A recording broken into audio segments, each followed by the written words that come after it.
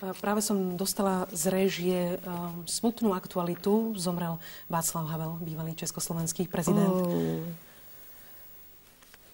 Tak teda... Je mi to nesmierne ľúto. Asi sme spolu boli... Dovolíte mi 2 vety? Nech sa páči.